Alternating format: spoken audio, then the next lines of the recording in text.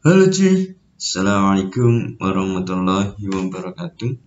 Di video ini saya akan membahas soal terkait pretest PPG Matematika. Nah, ini terkait mata pelajarannya ya, yaitu matematikanya, atau biasa kita kenal sebagai konten. Nah, di sini itu diketahui bahwa B1 jika cuaca panas maka Irma memakai payung. Kalau ada soal seperti ini, kita tahu bahwa ini soal di bab logika matematika. Tinggal kita misalkan jika cuaca panas ini adalah P, Irma memakai payung itu Q ya. Maka di sini ada P2. P2 itu Irma tidak memakai payung atau membayar sewa. Berarti kalau Irma memakai payung Q, Irma tidak memakai payung adalah non Q. Atau membayar sewa yaitu R ya. Nah, ini yang P3 adalah cuaca panas yaitu P. Kita disuruh mencari untuk kesimpulannya. Oke. Nah, kita tahu bahwa di sini ada P maka Q itu dari P1, P2-nya itu non Q atau negasi Q atau R. Nah, dari sini ya kita harus mengubahnya yang ini menjadi bentuk jika maka. Kenapa? Karena nanti biar bisa membentuk sebuah silogisme. Jadi di sini adalah P maka Q, sedangkan negasi Q atau R itu ekuivalen ya, ekuivalen dengan Q maka R. Maka kita bisa simpulkan P1 dan P2 ini menjadi P maka R. Yaitu jika cuaca panas maka membayar sewa. Nah, di situ kita tahu P maka R, sedangkan ini cuaca panas berarti P. P maka R, P berarti kesimpulannya adalah R. Begitu ya. R itu apa? Nah, R itu adalah membayar sewa, gitu ya.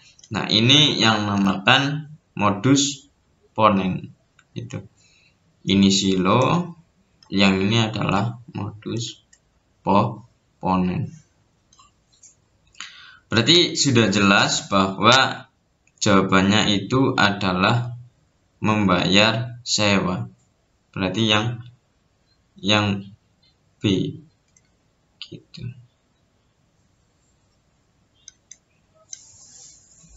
Oke. Sebelumnya jangan lupa untuk klik tombol subscribe-nya dan jangan lupa like, komen, dan share ke teman-teman kalian ya. Oke.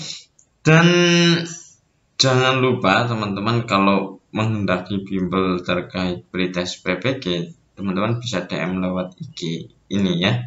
Seperti itu. Oke, lanjut ke soal yang berikutnya. Soal yang berikutnya di sini disediakan 10 soal. Nah, akan dipakai 8 soal. Semua soal genap harus dipakai. Berapa cara memilih soal tersebut? Kita tahu bahwa disediakan 10 soal ya. Misalnya ada 1, 2, 3, 4, 5, 6, 7, 8, 9, 10. Nah, dipakainya itu hanya 8 soal. 8 soal. Dan selanjutnya di situ tertulis bahwa semua soal genap harus dipakai. Berarti yang kedua itu dipakai 4, 6, 8, 10. Nah, ini dipakai semua. Berarti kalau dipakai semua, ini berarti ada 5 soal ya. Genap. Itu jelas dipakai. Berarti sisanya tinggal C berapa? Ya ini ya. 1, 2, 3, 4, 5. Ada C. Ini 5. Yang dipilih tinggal 3. Gitu. Nanti hasilnya adalah 5 faktorial dibagi dengan 3 faktorial, terus 5 kurangi 3 adalah 2 faktorial. Berarti sama dengan di sini 5 dikalikan 4 kali 3 faktorial. Kita kupas ya. Ini 3 faktorial, 2 faktorial. Nah, ini tinggal coret-coret. Nah, ini coret-coret 2. 5 kali 2 itu 10. Berarti ada 10 cara. Oke, seperti itu. Jadi jawabannya yang A, 10 cara. Next, lanjut soal yang berikutnya. Akan dibuat suatu password gitu ya, dengan ketentuan harus ada nama Agni, boleh di depan atau di belakang, dan 4 angka berbeda dari 0 sampai 9. Banyak cara menyusun password, ada berapa? Nah, dari situ kita tahu bahwa ini ada angka 0, 1, 2 sampai 9 ya. 3, 4, 5, 6, 7, 8, 9. Oke. Nah, dari situ kita disuruh menyusun password, yaitu Agni. Gitu. Nah, caranya gimana? Caranya adalah harus ada nama Agni, boleh di depan atau di belakang, dan 4 angka berbeda. Nah, berarti Agni ini ada di depan. Kalau Agni ada di depan, ini berarti ada 4 ya. Nah, berarti angkanya itu ada berapa? 1, 2, 3, 4, 5, 6, 7, 8, 9, 10. Nah, ini kan 4 angka berbeda, berarti ini 10. Karena 4 angka berbeda, ya setelah 10 di sini 9, terus 8, terus 7. Gitu. Berarti hasilnya adalah 5040. 10 kali 9 kali 8 kali 7. Nah, selanjutnya setelah Agni di depan, berarti kita selanjutnya adalah Agni ada di belakang. Nah, Agni di belakang ya. Nah, di sini juga sama, kan 4 angka berbeda, berarti 10, 9, 8, 7. Itu 5040. Berarti hasilnya adalah kalau dijumlahkan menjadi 08001 ya. 10.080. Hasilnya adalah yang A, seperti itu. Oke, kita lanjut soal yang berikutnya. Soal yang berikutnya ini adalah soal limit. Jika ada limit X mendekati 0 dari X plus akar X dibagi dengan X min akar X, itu hasilnya berapa? Jadi kalau ada soal seperti ini, tinggal kita kerjakan bahwa ini ada limit X mendekati 0 dari X plus akar X per X min akar X dikali X plus akar X dibagi dengan X plus akar X. Seperti itu. Nah, kalau ada soal seperti ini gitu ya, kita kalikan dengan sekawannya. Kalau sudah ya tinggal kita kerjakan. Kalau biasanya kalau saya yang atas itu tetap saja ditulis X plus akar X dikalikan dengan X plus akar X. Gitu ya Bapak Ibu, dibagi dengan X kali X itu adalah X kuadrat ya. Nah, min X min akar X kali akar X kan min X, begitu.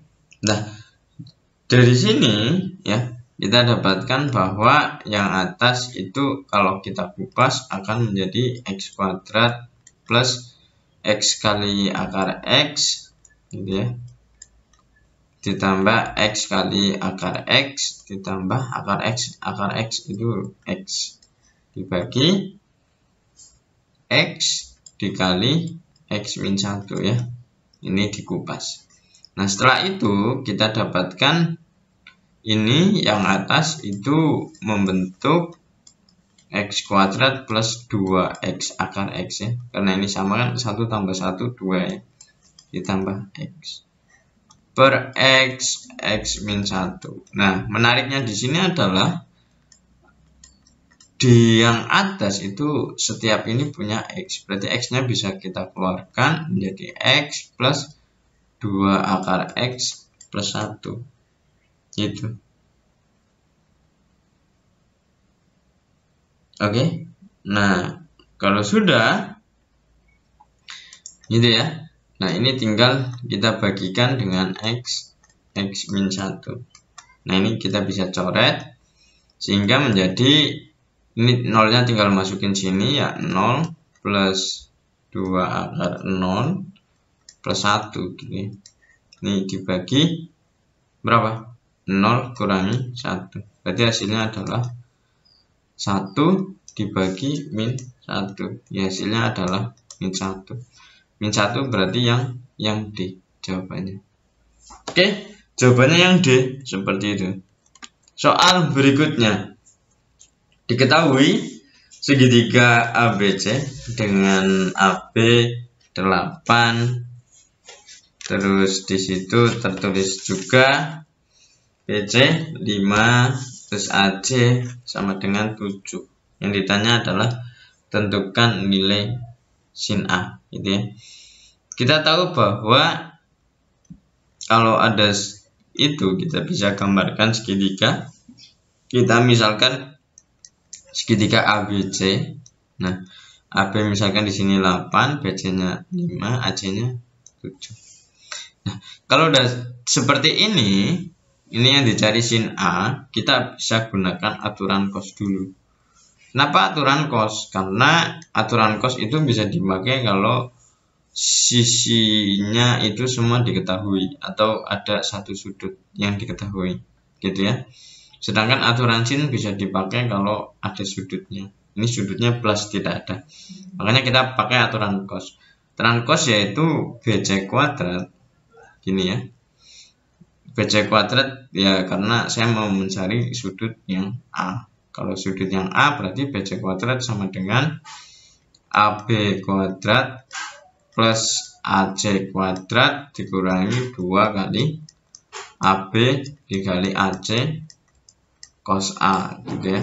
Cos A, cos yang ini.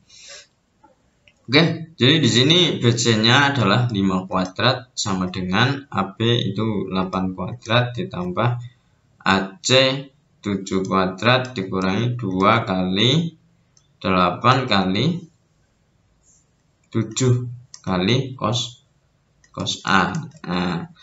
Nah, ini adalah 25 sama dengan 64 ditambah 49 dikurangi 112 cos A, gitu. Nah, kita tahu bahwa ini kita lempar ke sana biar angkanya menjadi enak ya, karena positif. Ini 64 plus 49 min 25. Ini kalau dikerjakan itu akan menghasilkan berapa? Ya 88. Berarti cos A itu sama dengan 88 dibagi 112. Yang hasilnya adalah 22/28. Ini dibagi 4 ya. Bisa sederhana lagi menjadi 11/14. Oke, 11/14 itu adalah cos A. Nah, berarti kita bisa tahu ini A, B, C, gitu ya. Cos A, cos itu samping per miring, samping per miring. Nah, kalau udah seperti ini, tinggal kita cari Pitagorasnya. Pitagorasnya apa?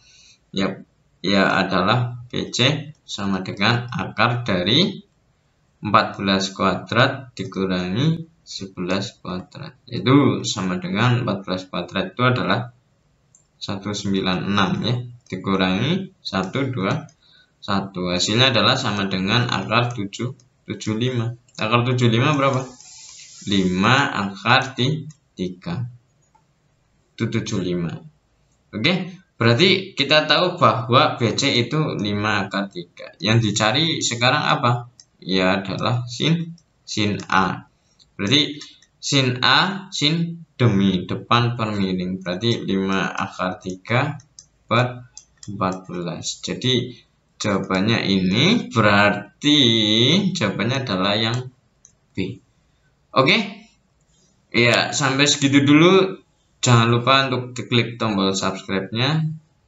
Terima kasih dan sampai jumpa.